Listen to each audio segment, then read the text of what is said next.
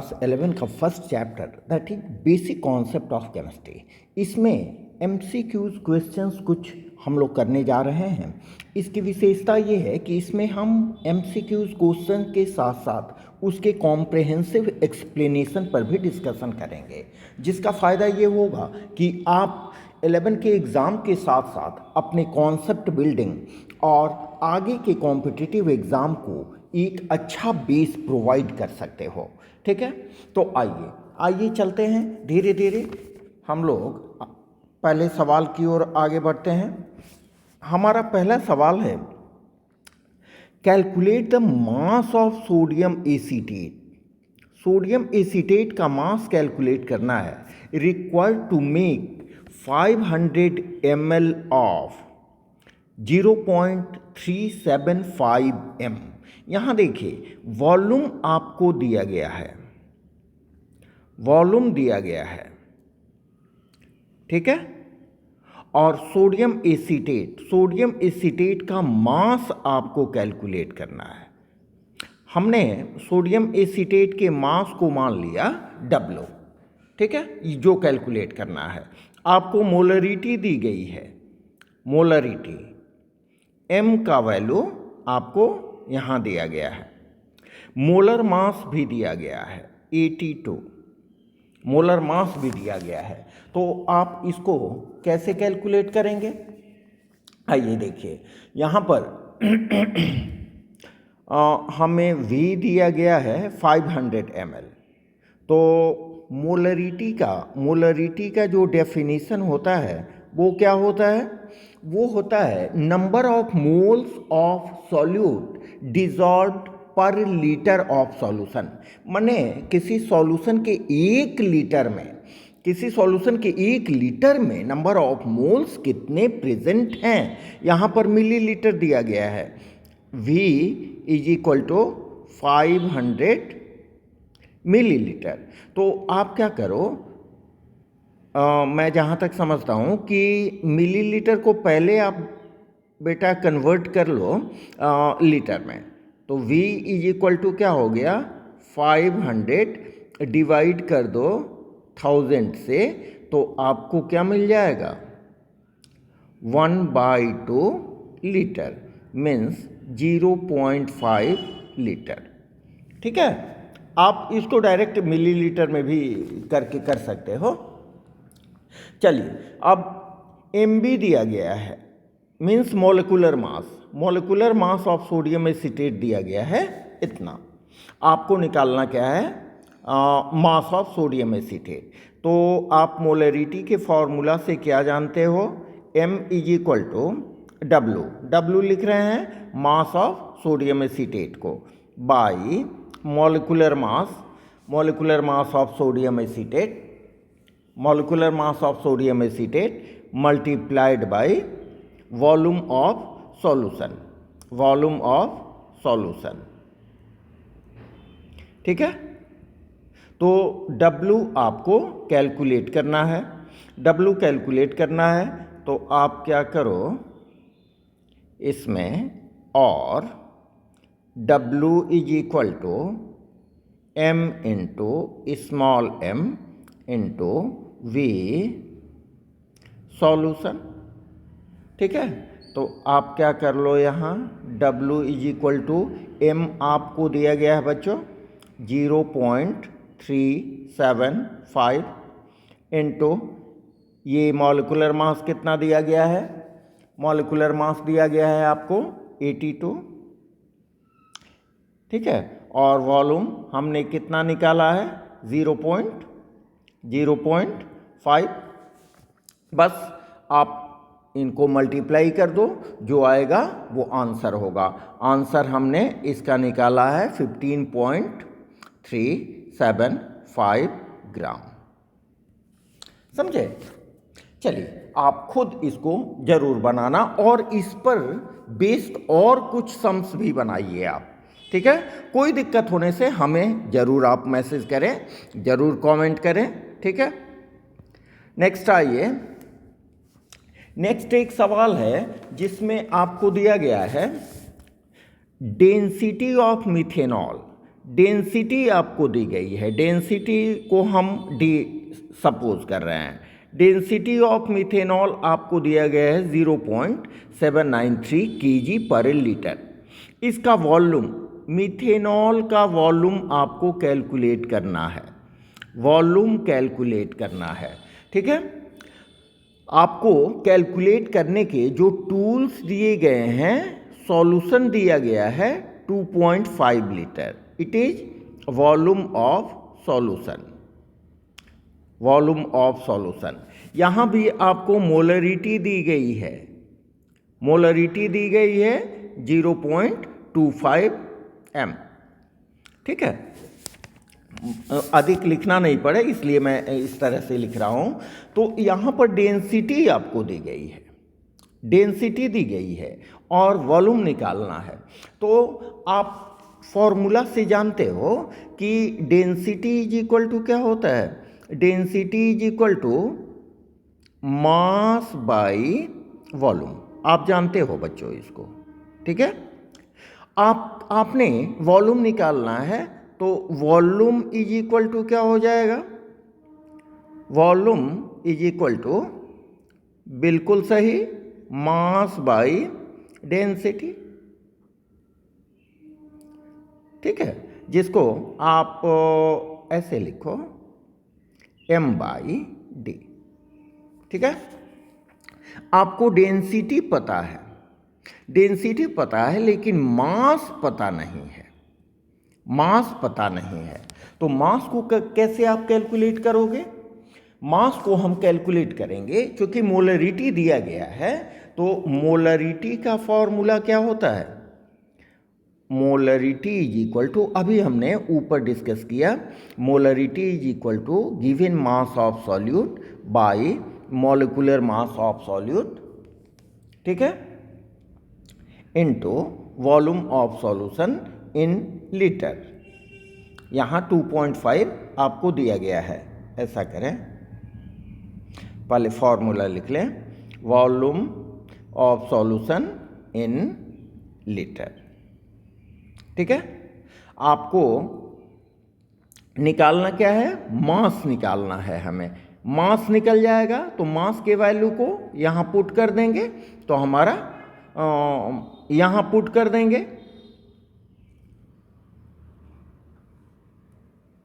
Put कर देंगे तो हमारा वॉल्यूम कैलकुलेट हो जाएगा, ठीक है। तो यहाँ हमने लिखा W is equal to m into small m into v, ठीक है। तो W इज इक्वल टू क्या हो जाएगा, m का वैल्यू है 0.25 और मॉलिक्यूलर मास आपको है 32, ठीक है। वॉल्यूम कितना दिया गया है, 2.5 लीटर, 2.5 लीटर, ठीक है। इसको सॉल्व करेंगे आपको आएगा 20 ग्राम, 20 ग्राम। लेकिन यहाँ देखिए बच्चों कि आपको डेंसिटी दी गई है केजी में, तो ग्राम को आप कन्वर्ट कर लो केजी में। तो क्या करेंगे, इसको 1000 से हमने डिवाइड कर लिया, कितना आएगा 0.02 kg, 0.02 kg, ठीक है। केजी में कर लिए।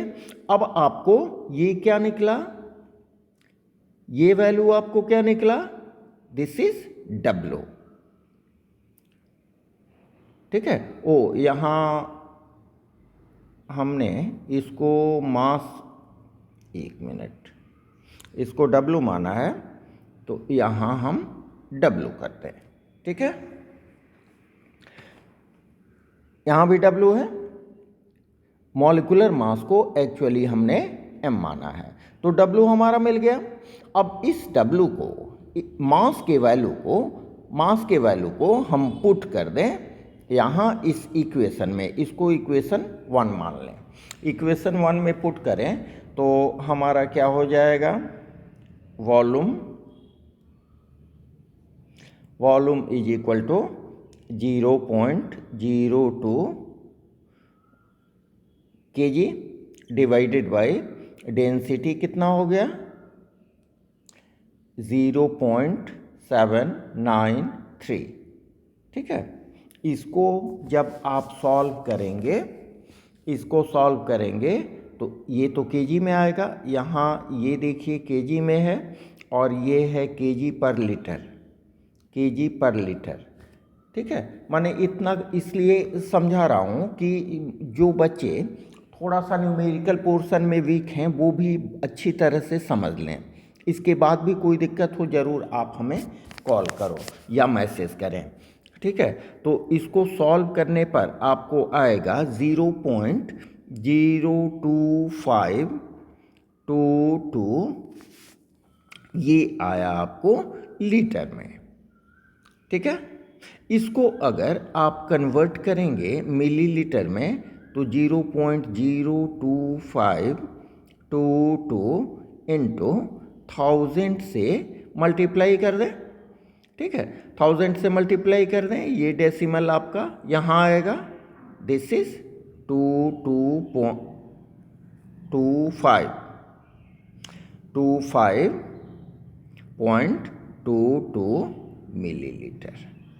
ठीक है, तो आपका ऑप्शन होगा 25.22 मिलीलीटर। ठीक है, चलिए next, which of the following is are equal to 1000 ml। 1000 ml के इक्वल कौन सा है? बहुत सिंपल सा सवाल है। 1 litre 1 decimetre cube 1000 centimetre cube all of above. बहुत आसानी से आप कह सकते हो कि इसका आंसर होगा डी। ये तीनों 1000 ml के इक्वल होते हैं। नेक्स्ट आते हैं, नेक्स्ट हमारा जो सवाल है उसमें विच of the following is SI unit of, which of the following is SI unit of density. Density का एसआई यूनिट क्या होता है? SI unit of density. ठीक है, तो डेंसिटी इज इक्वल टू क्या होता है? अभी हमने ऊपर पढ़ा, density is equal to mass by volume. जो जानते हैं वो स्किप करके आगे बढ़ेंगे। और एसआई यूनिट मास का क्या होता है? केजी। वॉल्यूम का एसआई यूनिट क्या होता है? Metre cube. ठीक है, मीटर क्यूब को आपने ऊपर आप ले गए। ठीक है, इसको डिफरेंट वे में आप लिख सकते हो। देखो, एक तो हो गया केजी, केजी पर मीटर क्यूब। इसी को आप ऐसे भी लिख सकते हो केजी मीटर -3। ठीक है, केजी पर मीटर भी इसको आप बोल सकते हो, केजी पर मीटर क्यूब। ठीक है, लेकिन यहाँ पर ऑप्शन आपको क्या दिया गया है? यहाँ पर जो ऑप्शंस आपको दिए गए हैं उसमें सही ऑप्शन होगा A, KG metre cube, this is. ठीक है, चलिए नेक्स्ट सम्स की ओर चलते हैं। Which of the following is correct scientific notation of 0.00016। Scientific notation क्या है? ठीक है, तो साइंटिफिक नोटेशन आपको याद होगा, साइंटिफिक नोटेशन को हम रिप्रेजेंट करते हैं n इंटू 10⁻n से। यहाँ देखिए n इंटू 10⁻n से। यहाँ पर n क्या है? यहाँ पर n क्या है? n है आपको single digit present left to decimal. Decimal point के लेफ्ट में जो सिंगल डिजिट होती है उसको हम n से रिप्रेजेंट करते हैं। तो यहाँ दिया गया है 0.00016। सिंगल डिजिट बनाने के लिए आप क्या करोगे? 1 और 6 के बीच में आप डेसिमल को डालोगे। ठीक है, तो आपका क्या हो गया? आपका हो गया 1.6। आपने left to right decimal point को ले गए हैं। 4 स्टेप ले गए हैं लेफ्ट टू राइट, ठीक है। तो क्या करेंगे, मीन्स आपने 10 टू द पावर 4 गुना बढ़ा दिया है, बड़ा कर दिया है इस नंबर को, ठीक है। तो नंबर का वैल्यू आपको सेम होना चाहिए, इसलिए इससे क्या करेंगे, 10 टू द पावर 4 गुना कम कर देंगे, इसको कम से मल्टीप्लाई कर देंगे, मीन्स 10 टू द पावर -4 से इसको मल्टीप्लाई कर देंगे, ठीक है। तो इसके अनुसार आपका ऑप्शन होगा ए। जब इतना पढ़ लिए हैं तो थोड़ा सा एक और देख लें। अगर मान लीजिए डेसिमल आपको राइट साइड में होता है, तो राइट साइड में भी आप क्या करोगे, इसको पॉइंट को लाओगे वहां पर जिससे हमारा कैपिटल एन सिंगल डिजिट हो जाए, ठीक है। मीन्स यहां देखिए लाया गया है डेसिमल को 00043 के पहले, मीन्स यहां 5 डिजिट के पहले लाया गया है, ठीक है। इतना छोटा किया गया है। तो चूंकि साइंटिफिक नोटेशन में वैल्यू, जो भी नंबर्स होते हैं उनका वैल्यू चेंज नहीं होता है, इसलिए हमने 5 डिजिट राइट टू लेफ्ट लाके वैल्यू को कम कर दिया है। तो उसको न्यूट्रलाइज करने के लिए हम क्या करेंगे, इसको 10 टू द पावर 5 से मल्टीप्लाई करेंगे, ठीक है। तो यहां पर ये 2.34 ये क्या हो गया, ये वैल्यू हो गया आपको n का, ये वैल्यू हो गया n का, ठीक है। देख रहे हैं ना 2.34 ये सिंगल डिजिट 9 के नीचे है, सिंगल डिजिट है, ठीक है।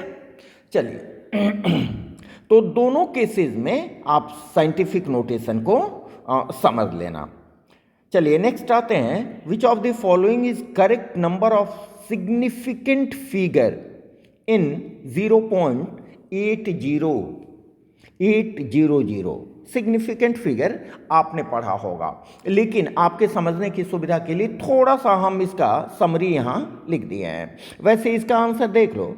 इसका रूल क्या कहता है कि अगर डेसिमल के बाद कोई नॉन जीरो डिजिट हो, 8 को हमने क्या कहा है यहां, नॉन जीरो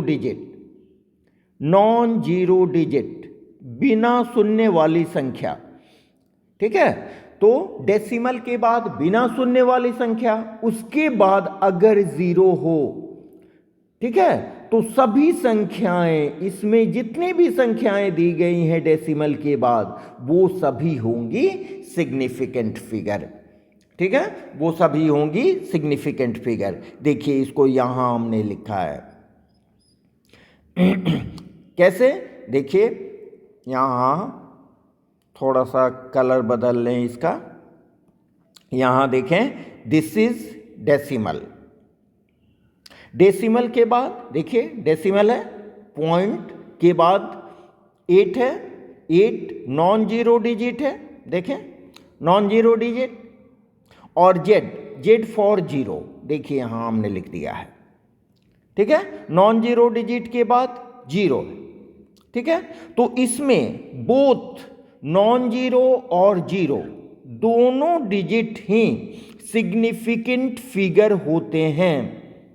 क्या कहा हमने कि डेसिमल हो, डेसिमल के बाद नॉन जीरो डिजिट हो, माने बिना जीरो वाली संख्या हो, उसके बाद अगर 0 हो, तो सभी बोथ नॉन जीरो डिजिट भी और जीरो डिजिट भी दोनों सिग्निफिकेंट फिगर होते हैं। एग्जाम्पल के लिए यहां हमने देखिए आपको बताया है 0.800, ठीक है। तो इसमें सिग्निफिकेंट फिगर हो गए आपको 3, ठीक है। तो इसका करेक्ट आंसर होगा 3। अब देखें ये समरी को शॉर्ट में हमने लिखने की कोशिश की है।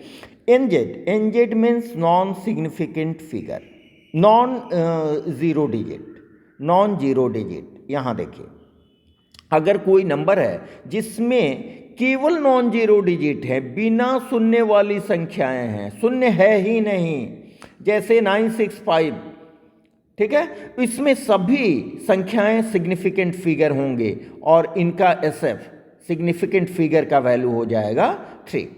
इसी तरह 0.97, आपको पता है कि पॉइंट के लेफ्ट बाईं तरफ जीरो का कोई वैल्यू नहीं होता है, ठीक है।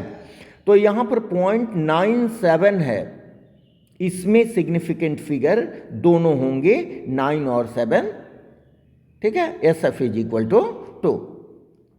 अब एक देख लें, अगर जीरो दो नॉन जीरो डिजिट के बीच में हो, यहां देखिए दो नॉन जीरो डिजिट के बीच में जीरो है, तो ये सभी जो जितनी भी संख्याएं हैं वो सभी होंगी सिग्निफिकेंट फिगर, और इसका SF का वैल्यू सिग्निफिकेंट फिगर का वैल्यू 5 होगा। नेक्स्ट आए, अगर डेसिमल हो, डेसिमल के बाद जीरो हो, ठीक है, जीरो के बाद नॉन जीरो डिजिट हो, देखिए यहां ब्लू से दिखाया गया है, तो केवल नॉन जीरो डिजिट ही इस केस में सिग्निफिकेंट फिगर होते हैं।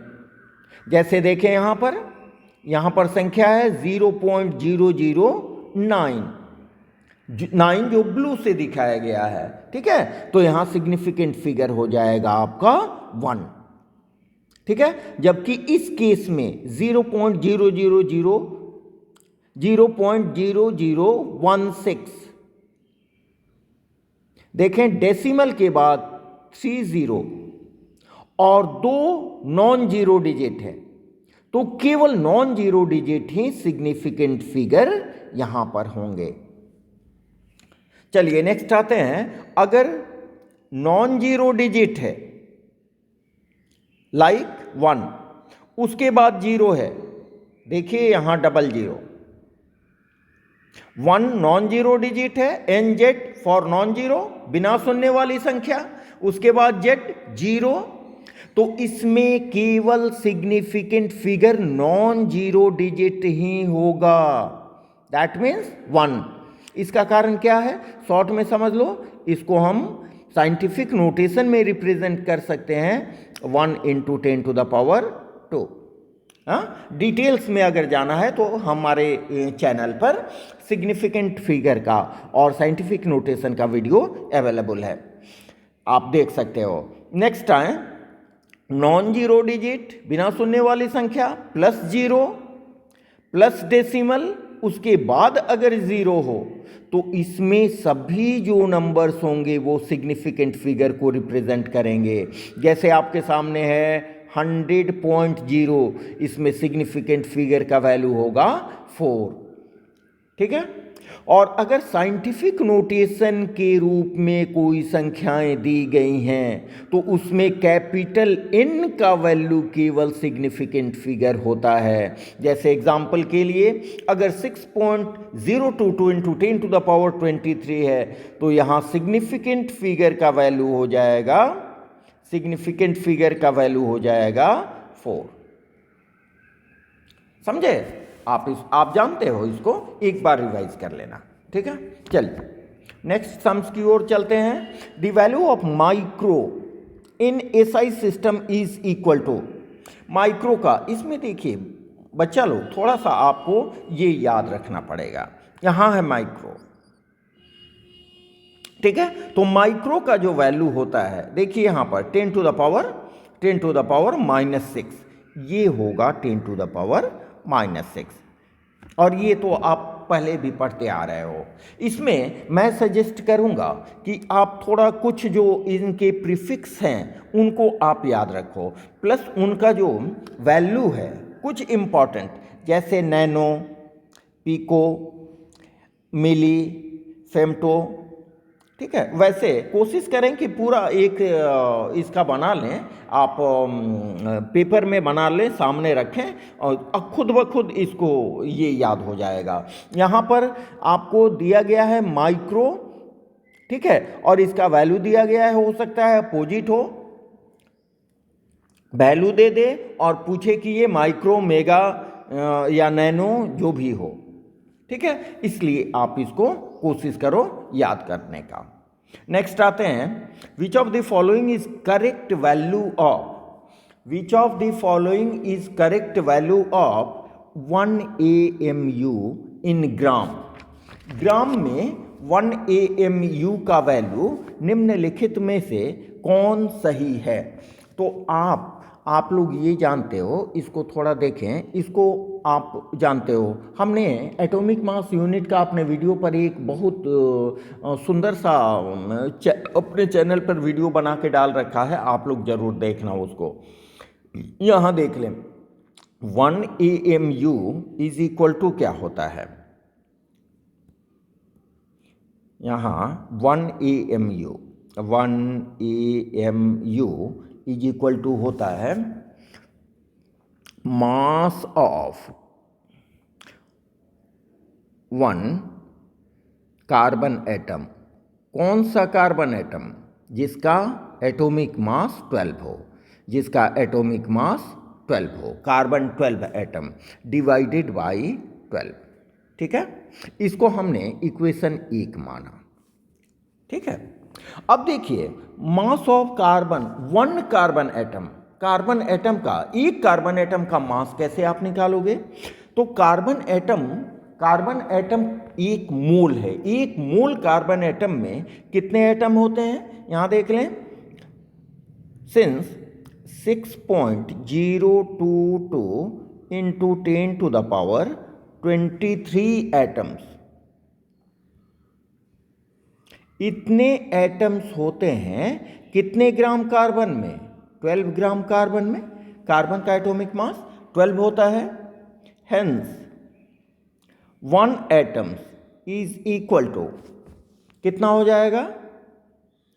12 by 6.022 into 10 to the power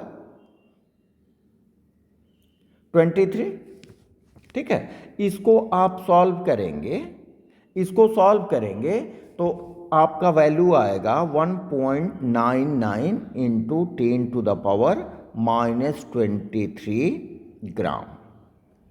ठीक है, ये क्या निकला?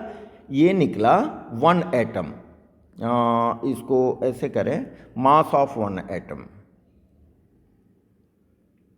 Mass of 1 carbon atom, 1 carbon atom का मास आपको इतना निकला। ठीक है, अब इस 1 कार्बन एटम के मास को आप इक्वेशन 1 में पुट कर दो। ठीक है, 1 AMU के इक्वेशन में, तो 1 AMU इज इक्वल टू क्या हो जाएगा? 1.99 into 10 to the power -23 divided by 12। ठीक है, डिवाइड करने पर आपका जो वैल्यू आएगा that means 1.66 into 10 to the power -24 gram. ठीक है, करेक्ट आंसर होगा आपको, करेक्ट आंसर होगा, इसमें कोई करेक्ट आंसर नहीं होगा, यहाँ माइनस लगना चाहिए। ठीक है, अगर माइनस रहेगा तो ए होगा आंसर, समझे? चलिए नेक्स्ट है, विच of the following is correct relative atomic mass.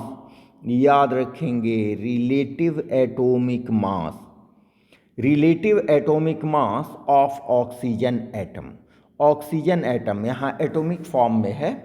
आपको यहाँ जानने वाली बात यह है कि relative atomic mass unit less होता है, इसलिए इसका सही आंसर होगा ए, सही आंसर होगा ए।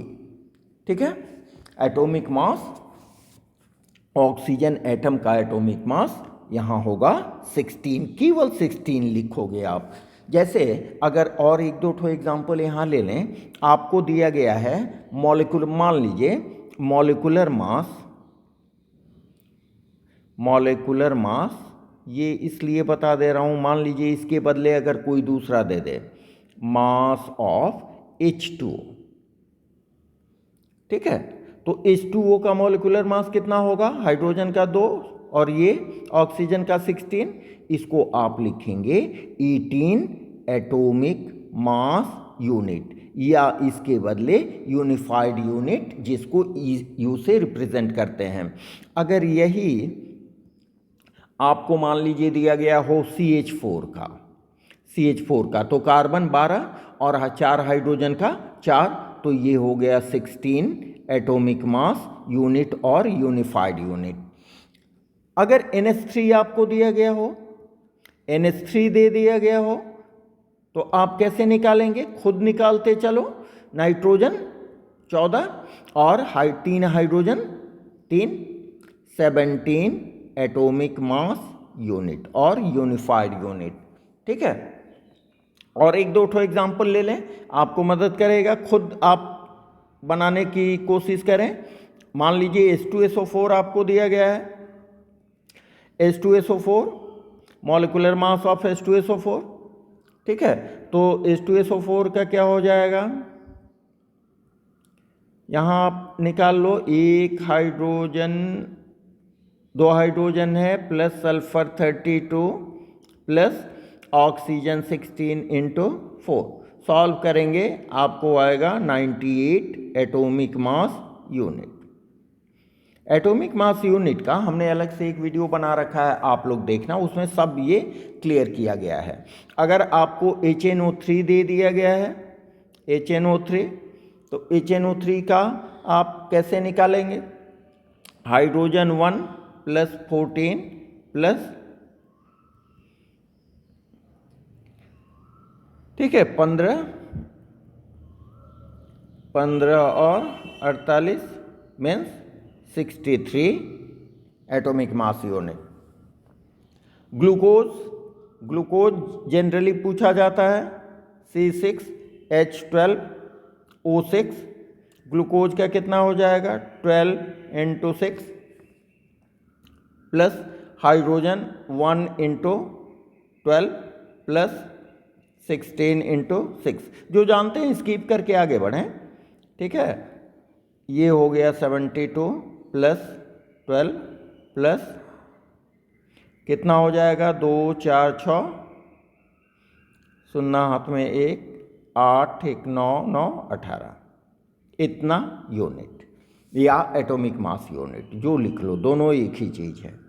ठीक है, एक और आइए, केन शुगर या सुक्रोज जिसको बोलते हैं, C12H22O11, क्या हो जाएगा?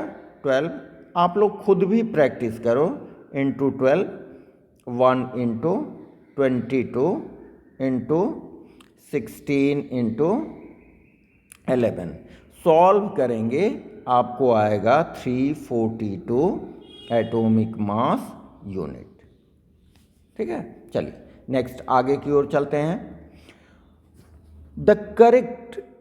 The collection of 6.022 into 10 to the power 23 particles is called mole. आप जानते हो, लेकिन मोल से रिलेटेड काफ़ी सवाल पूछे जाते हैं। यहाँ नहीं, कंपटीशन बेस पर भी पूछे जाते हैं, इसलिए थोड़ा सा इसके डिटेल में आप लोग पढ़ लो इसको। ठीक है, जैसे देखें यहाँ पर हमने दिया है नाइट्रोजन एटम का मतलब क्या हुआ? इसका मतलब हुआ 1 gram of nitrogen. 1 gram of nitrogen, इसी का मतलब हुआ 1 mole of nitrogen. 1 mole of nitrogen. ठीक है, 1 मोल नाइट्रोजन का वजन कितना हुआ? 4 ग्राम पर मोल। 4 ग्राम पर मोल माने एक मोल में 14 ग्राम पर मोल। इसी को हम कहते हैं मोलर मास। एक मोल एटम्स के मास, मोलर मास। ठीक है, और इस मोलर मास में एटम्स की संख्या होती है 6.022 इंटू 10 टू द पावर 23। देखिए 6.022 इंटू 10 टू द पावर 23। ठीक है, जिसको हम क्या बोलते हैं? एवोगाड्रो नंबर भी बोलते हैं। ठीक है, ये एटम के फॉर्म में इट इज 23 है। ये देखिए 23,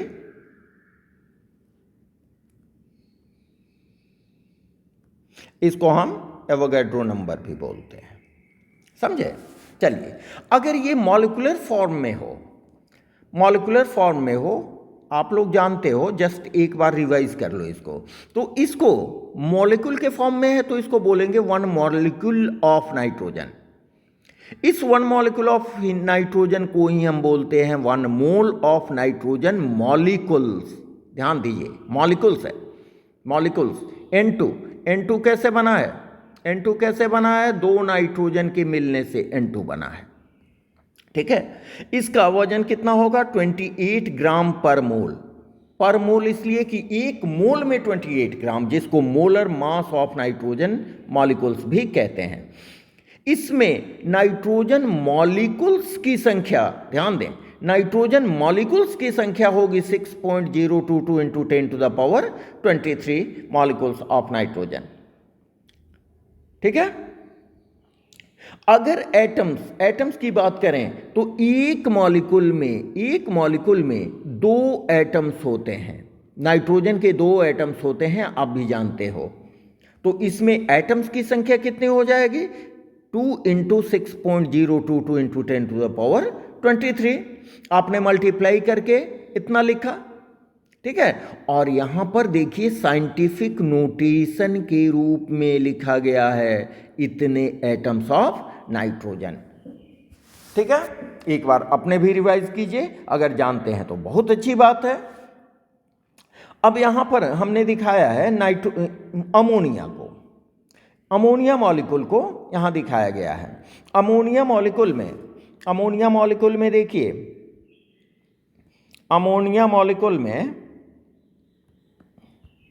यहां पर नाइट्रोजन एटम्स कितने हैं? 6.022 into 10 to the power 23 nitrogen atoms. यहां देख रहे हैं ना, दिस इज नाइट्रोजन एटम, ठीक है। नाइट्रोजन एटम कितने हैं? 1 मोल ऑफ नाइट्रोजन एटम। एक nitrogen atom means 1 mole of nitrogen atom. समझ रहे हैं बात? 1 मोल ऑफ नाइट्रोजन एटम का मतलब हुआ 14 ग्राम्स ऑफ नाइट्रोजन एटम, और 14 grams nitrogen atom means 1 mole nitrogen atom में कितने नाइट्रोजन एटम होंगे? 6.022 into 10 to the power 23 nitrogen atoms होंगे, ठीक है। जबकि हाइड्रोजन की बात करें तो इसमें 3 हाइड्रोजन है, means 3 grams of hydrogen, 3 grams of hydrogen, ठीक है। 3 ग्राम्स ऑफ हाइड्रोजन का मतलब हुआ 3 mole of hydrogen atoms, 3 gram of hydrogen, ठीक है। 3 मोल ऑफ हाइड्रोजन मीन्स हमने क्या किया? 1 मोल को 3 से मल्टीप्लाई कर दिया। फायदा क्या हुआ? इतने हाइड्रोजन एटम्स हुए। फायदा ये हुआ कि 1 मोल हाइड्रोजन एटम में हमारे नंबर ऑफ पार्टिकल्स कितने हुए? 6.022 into 10 to the power 23 hydrogen atoms, समझे। इसमें 3 से हमने मल्टीप्लाई कर दिया तो हमें निकल गया अमोनिया में total number of hydrogen atoms. और इसको हमने सॉल्व किया, तो सॉल्व करने के बाद साइंटिफिक नोटेशन में हमारा जो वैल्यू आया वो आया 1.8066 into 10 to the power 24 hydrogen atoms, समझे। अब यहां अमोनिया मॉलिक्यूल के केस में देख लें, इस NH3 को हम बोलते हैं 1 gram molecule of ammonia. NH3 को क्या बोलेंगे? 1 ग्राम मॉलिक्यूल ऑफ अमोनिया। इसी को हम 1 मोल ऑफ अमोनिया मॉलिक्यूल बोलते हैं, ठीक है। जिसका वजन होता है, 1 मोल का वजन होता है 17 ग्राम पर मोल। 1 मोल अमोनिया के 1 मोल मॉलिक्यूल्स का वजन होता है 1 ग्राम पर मोल, जिसको हम कहते हैं molar mass of ammonia molecules. Molar mass of ammonia molecules, जिसमें अमोनिया मॉलिक्यूल्स की संख्या कितनी होगी? 6.022 into 10 to the power 23 molecules of ammonia, ठीक है। इस तरह के कुछ प्रॉब्लम्स अपने से आप बना के देखो। मैं दे रहा हूं आपको CH4। इसी तरह का फ्लो शीट बना के अपने समझने की आप कोशिश करें। ठीक है, चलिए नेक्स्ट प्रॉब्लम की ओर आते हैं। 1 mole of sodium, 1 mole of sodium contains, कितना सोडियम होगा 1 मोल में? गेस कीजिए, गेस कीजिए कितना होगा? किसी भी एटम का 1 मोल, किसी भी एटम का 1 मोल में उस एटम की संख्या कितनी होती है? 6.022 इंटू 10 टू द पावर 23। सही आंसर होगा 6A, सही आंसर होगा A। ठीक है, अगर आपको पोटेशियम दे दिया गया हो, मान लीजिए आपको दिया गया है 1 मोल ऑफ पोटेशियम एटम्स,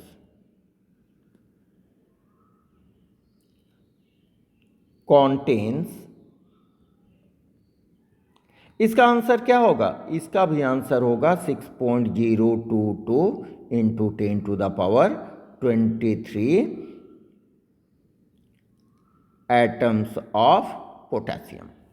ठीक है, मान लीजिए आयंस के फॉर्म में दिया गया है आपको 1 mole of Na plus ions, Na plus ions के 1 मोल में कितने होंगे आयंस? तो आपका आंसर होगा 6.022 into 10 to the power 23 ions. ठीक है, इसको क्या बोलते हैं? This is equal to Avogadro number. आपने मोल में पढ़ा होगा इसको। एक और एग्जांपल ले लें, अगर आपको दिया गया है 1 mole of SO2 contains, SO2 क्या है? मॉलिक्यूल्स है, SO2 मॉलिक्यूल है, तो इसमें कितने मॉलिक्यूल्स होंगे? इसमें भी होंगे साहब 0.22 into 10 to the power 23 molecules. समझ रहे हैं? एक और एनायन का देख लें, 1 mole of Cl minus anion, this it will contain 6.022 into 10 to the power 23 ions। इतना इसलिए बता रहा हूं कि सभी बच्चे जो केमिस्ट्री से थोड़ा डरते भी हैं उनकी रुचि भी बढ़े। अपने फीडबैक आप हमें जरूर देते रहें। चलिए नेक्स्ट हम आते हैं। Which of the following is the correct value of molar mass of NaCl? अरे यार ये तो आप लोग जानते ही हो, ये रहा आपका NaCl। सोडियम क्या हुआ? 23। क्लोरीन क्या हुआ? 35.5। दोनों को आपने जोड़ा 58.5। यूनिट क्या हो गया? ग्राम पर मोल, ग्राम पर मोल। ठीक है, सही आंसर होगा ए, सही आंसर ए होगा। ठीक है, चलिए नेक्स्ट आते हैं। Which of the following is correct empirical formula of glucose? Glucose का क्या होता है? ग्लूकोज का मॉलिक्यूलर फॉर्मूला क्या होता है? C6H12O6। एम्पिरिकल फॉर्मूला आप कैसे निकालते हो? मॉलिक्यूलर फॉर्मूला में जो एटम्स हैं उनका मिनिमम जो एलसीएम होता है एटम्स का, वो रिप्रेजेंट करता है आपको एम्पिरिकल फॉर्मूला का मिनिमम रेशियो। इसका मिनिमम रेशियो क्या हो सकता है? इसमें कॉमन आप ले लो 6 को, तो मिनिमम रेशियो इसका क्या हो सकता है? CH2O। क्यों? आपने 6 को यहां ले लिया कॉमन। ठीक है, तो यहां से 6 गायब, यहां से 6 दूना 12, 2 और यहां से 6 गायब। This is empirical formula of glucose. सही आंसर होगा CH2O। एक दो ठो एग्जाम्पल हम लोग देख लेते हैं, इसका एक दो ठो एग्जाम्पल देख लेते हैं। मान लीजिए आपको दिया गया है empirical formula empirical formula of C2H4Cl2 क्या होगा, इसका भी आप ले लो, मिनिमम रेशियो ले लो, तो क्या हो जाएगा, ये हो जाएगा CH2Cl, हमने दो को कॉमन कर लिया। एक दूसरा देख लें, empirical formula of ethyne C2H2, अगर पूछ दिया गया हो तो आपका आंसर होगा CH, नहीं 2 को हमने कॉमन ले लिया। Ethanoic acid, empirical formula of ethanoic acid,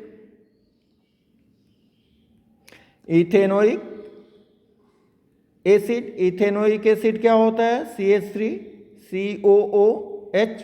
इसमें आपने क्या करना है, कार्बन कितने हैं, 2, देखिए 1 2, हाइड्रोजन कितने हैं, 4, ठीक है, हाइड्रोजन 4, और ऑक्सीजन कितने हैं, 2।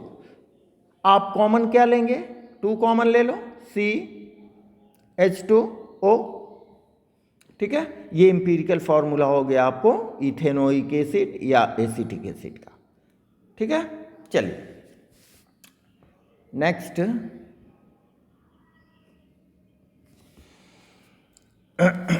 which of the following is correct number of atoms present in 2.3 gram of sodium. यहाँ मोलर मास दिया गया है आपको, तो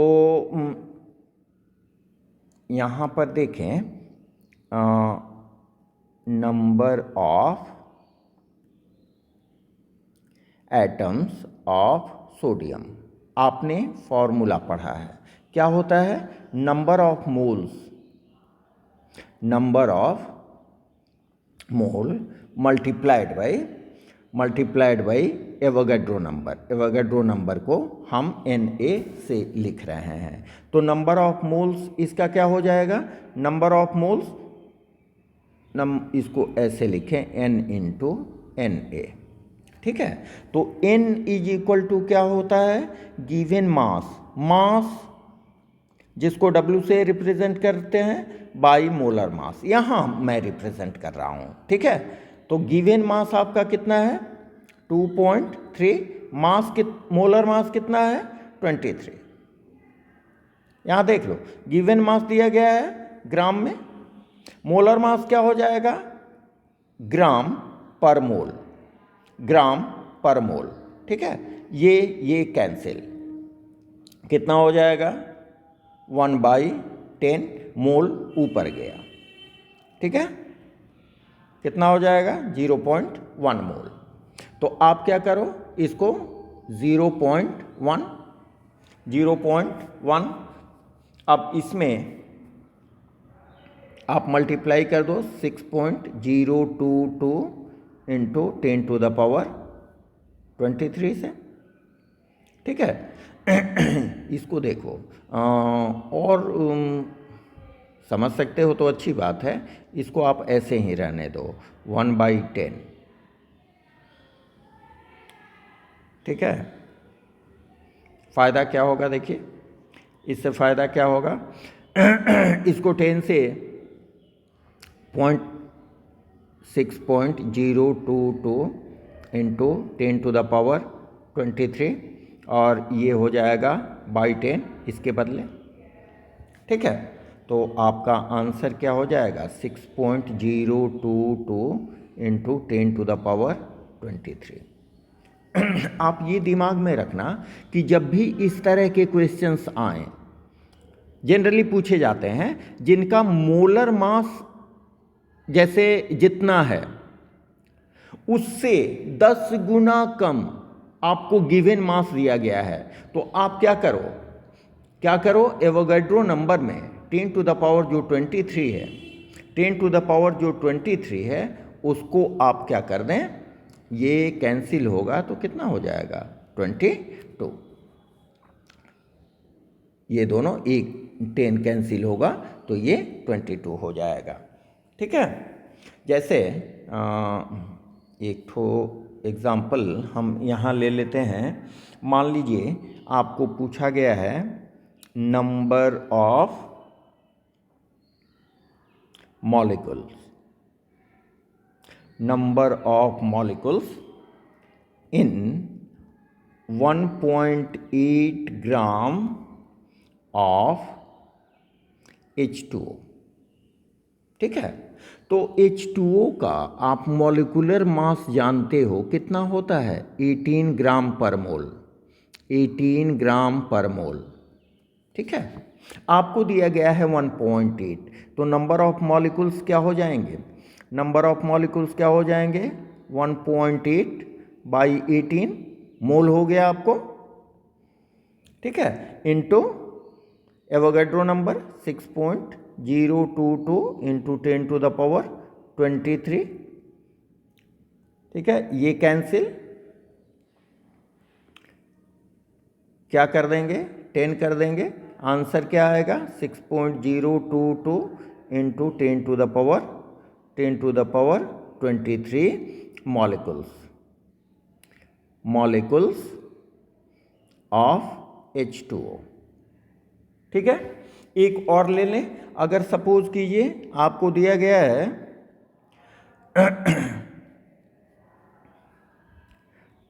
3.2 ग्राम्स ऑफ O2 मॉलिक्यूल्स। इसमें आपको नंबर ऑफ मॉलिक्यूल्स कैलकुलेट करना है, तो क्या आएगा?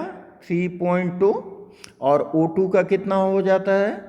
O2 का होता है 32 ग्राम पर मोल। नहीं तो 3.2 by 32 into 6.022 into 10 to the power 23। बहुत सिंपल है। इसमें भी आप क्या करोगे? पॉइंट को हटाओगे, यहाँ 10 डालोगे, कितना होगा? 6.022 into 10 to the power 22 molecules of O2। बात समझे? एक और ले लें। मान लीजिए आपको दिया गया है 1.4 ग्राम ऑफ नाइट्रोजन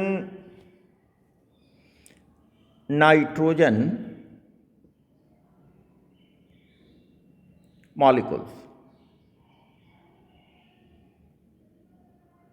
ठीक है, तो नाइट्रोजन N2 यहां दिया गया है। N2 का कितना हो जाएगा? 2 नाइट्रोजन है, 28 ग्राम पर मोल।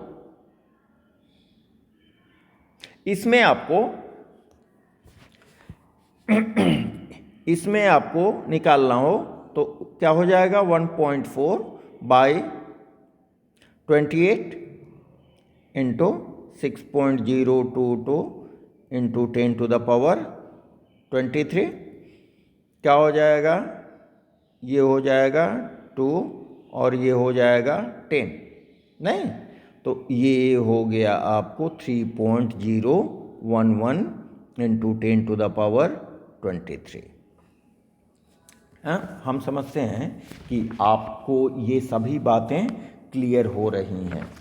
ठीक है, चलिए नेक्स्ट आते हैं। नेक्स्ट जो हमारा सम्स है, how many electrons are present in 1.6 gram of methane. 1.6 gram of methane में कितने इलेक्ट्रॉन्स होंगे? देखिए, इसका आप सिंपल सा फॉर्मूला याद रखो, आप जानते होंगे। Number of electrons present in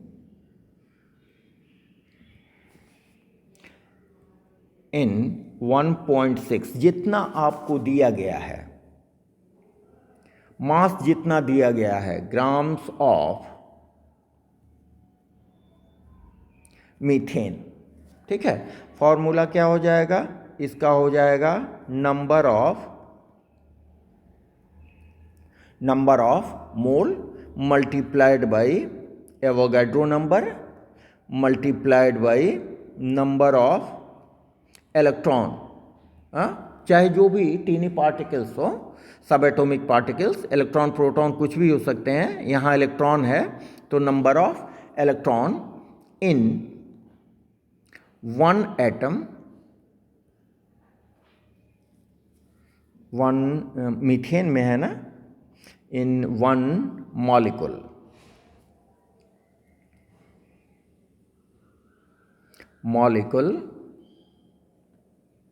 of methane. ठीक है, तो नंबर ऑफ मोल्स इसमें क्या हो जाएगा, नंबर ऑफ मोल्स को हम रिप्रेजेंट करते हैं n से।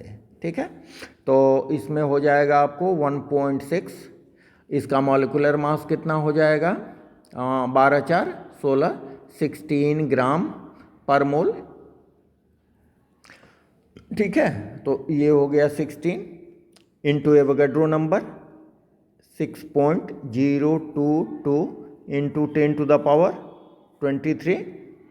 ठीक है, और वन मॉलिक्यूल मीथेन में कितने इलेक्ट्रॉन होंगे, कार्बन में एटॉमिक नंबर होता है 6, तो 6 electron plus 4 hydrogen, atomic number 1, 4 electron, total 10 electron. ठीक है, तो Avogadro number multiplied by number of electrons in one molecule, तो ये हो जाएगा आपको 10।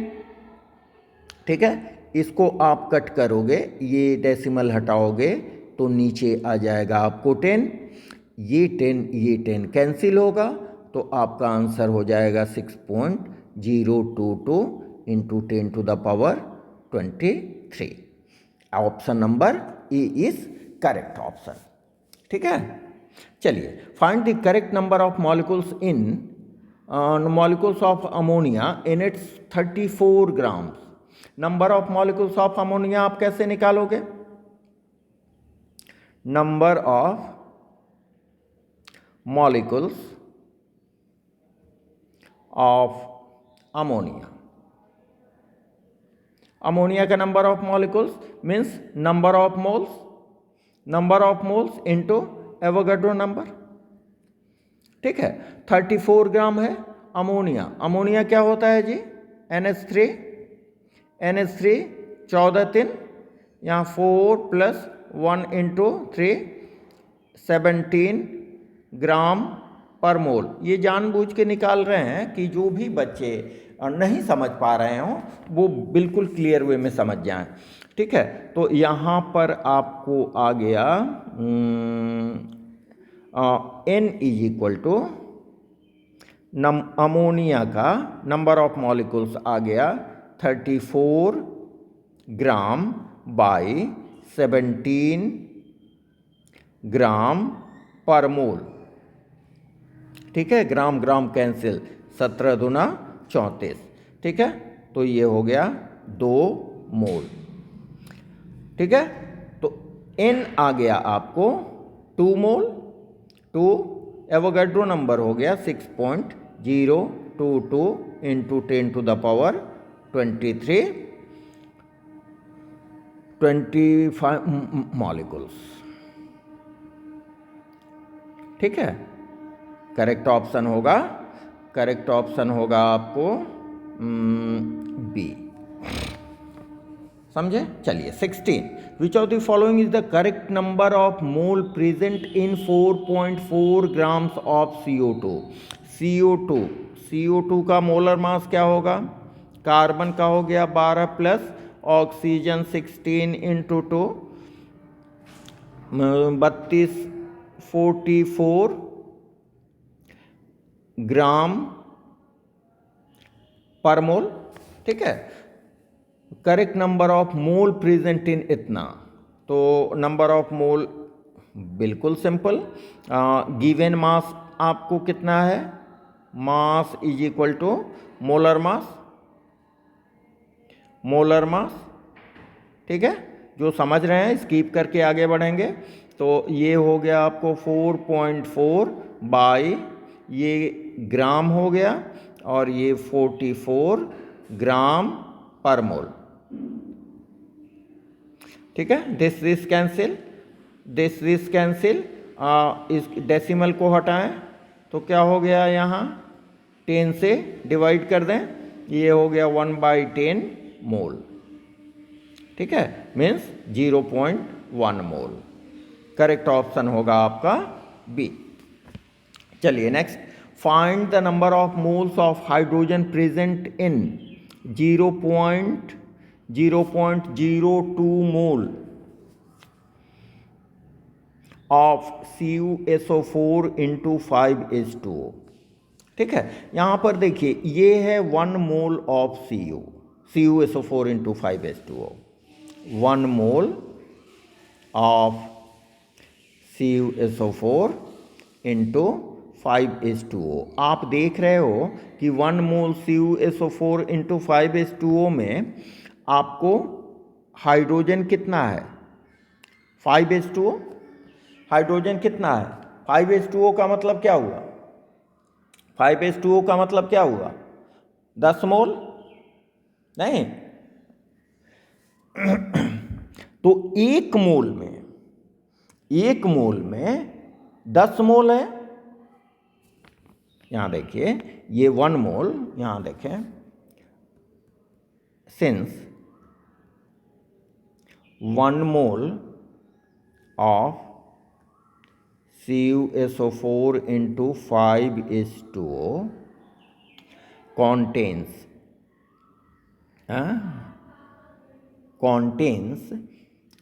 10 mole of हाइड्रोजन नहीं। तो आपको यहां 0.02 मोल दिया गया है, इसलिए 0.02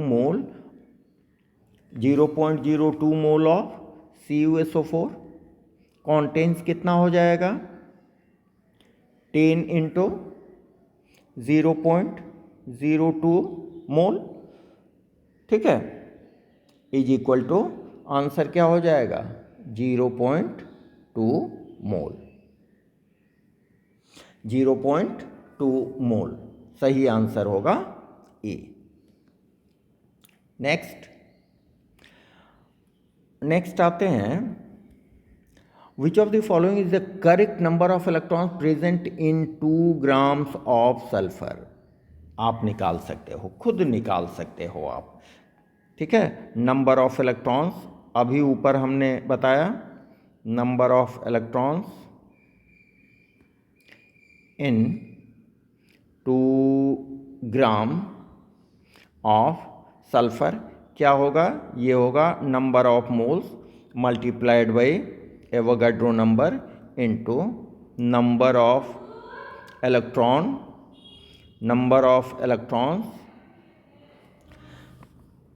इन 1 सल्फर एटम। तो नंबर ऑफ मोल्स कितने हो जाएंगे 2 ग्राम में। सल्फर का एटॉमिक नंबर कितना होता है, 32 ग्राम, मोलर मास। एटॉमिक नंबर होता है 16, मोलर मास होता है 32 ग्राम पर मोल।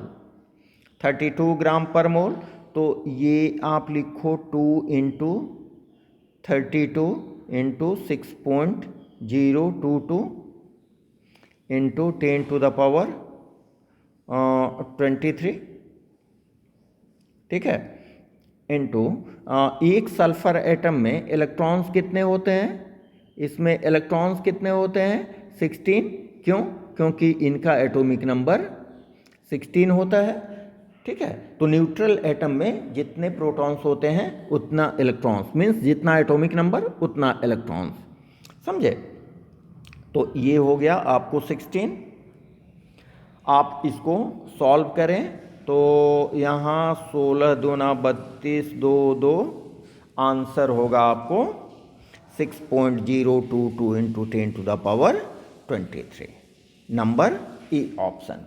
बड़ी सिंपल सी बात है, थोड़ा सा आगे बढ़ के आप देखें। The volume of 1 mole of gas at NTP 22.4 litre आप जानते हो. What is the weight of, यहां देखें, यहां थोड़ा समझें, ये आपको एटम्स दिया गया है कार्बन का, ये देख रहे हैं ना, 18.066 इंटू 10⁻23 एटम्स जब दिया गया है, वैसे केस में आप वेट कैसे निकालते हो? देखिए यहां पर कर देते हैं. Weight of carbon atom is equal to n into atomic weight of carbon. ठीक है. अब यहां देखिए, यहां आपको दिया गया है केवल number of atoms. Number of atoms जब दिया गया हो, जब नंबर ऑफ एटम्स दिया गया हो, वैसी स्थिति में नंबर ऑफ मोल आप कैसे निकालेंगे? n का वैल्यू कैसे निकालेंगे? ये होता है given number of atoms divided by Avogadro number. ठीक है. गिवन नंबर ऑफ एटम्स कितना हो गया? 18.066 into 10⁻23. Avogadro number 6.022 into 10⁻23. Cancel होगा, कितना आ जाएगा? 3 मोल हो गया. 3 मोल. यहां पर मोल का वैल्यू 3 आ गया. कार्बन का एटॉमिक वेट कितना होता है? 12, 12 36. ठीक है. आपका ऑप्शन हो जाएगा C. Next time, how many number of molecules present in 11.2 litres of SO2 at NTP. देखिए मोलर वॉल्यूम कितना होता है? 22.4. यहाँ पर भी आपको क्या काम करेगा? फॉर्मूला से चलें. यहाँ देखिए फॉर्मूला लिख लें. Number of molecules of SO2 in 11.2 liter at NTP के 2 लीटर में. ठीक है. कितना होगा? क्या फॉर्मूला होता है? n into Avogadro number. ठीक है. नंबर ऑफ मोल्स इसमें कैसे निकालेंगे? जितना गिवन वॉल्यूम दिया गया है, given volume by molar volume. Molar volume मालूम है 22.4 litre. Molar volume into 6.022 into 10⁻23.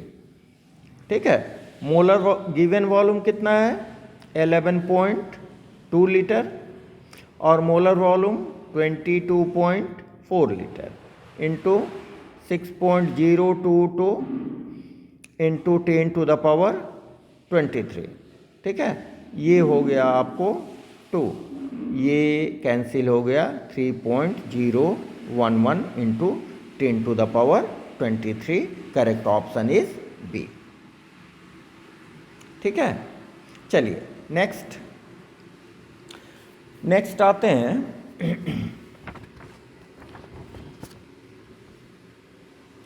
The number of moles of hydrogen atom in 3 moles of ethane. Ethane के 3 मोल में, ये हुआ इथेन का 1 mole. It is 1 mole of ethane. 1 mole of ethane. Ethane के 1 मोल में hydrogen atom कितने हैं? Hydrogen atom है 6 हाइड्रोजन एटम्स। ठीक है, तो 3 मोल्स में कितने होंगे?